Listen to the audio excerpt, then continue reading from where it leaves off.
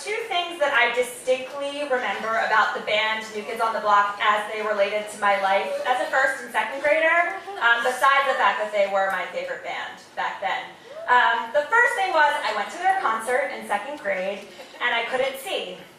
And I couldn't see, not because we had bad seats, but because the whole row of girls in front of me and my mom had 1989 bangs.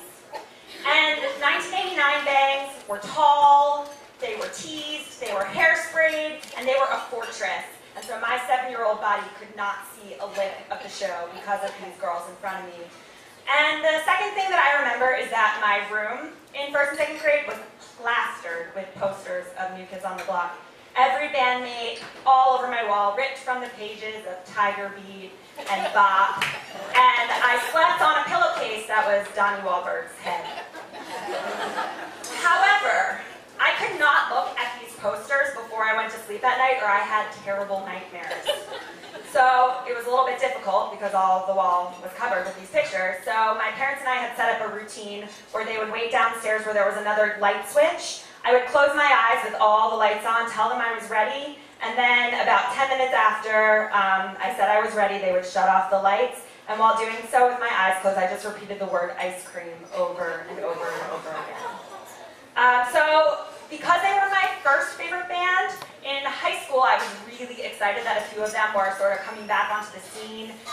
Donnie Wahlberg was like a crazy person in The Sixth Sense, but Jordan Knight had a solo career. So I was so excited when I saw the City Paper ad that said that Jordan Knight was performing live at Club Maui on the waterfront, and that it was 17 to party and 21 to drink.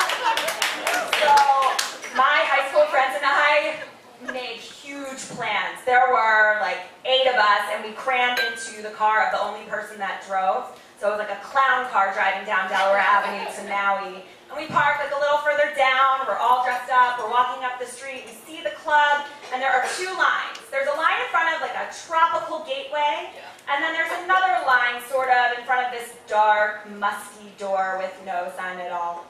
So my friends and I go the tropical way, and we get up to the bouncer, and he looks at our IDs, and he's like, oh no, sorry, you need to go to that line. So we head on to the other line. We go in through a dark doorway to a small, dark room that had like a life support strobe light going and faint music from the other side of the club, and a bored bartender who was definitely there to just serve Shirley Temples and Diet Cokes to groups of awkward teenagers. And I'm looking around and I'm like, wait, this is not right.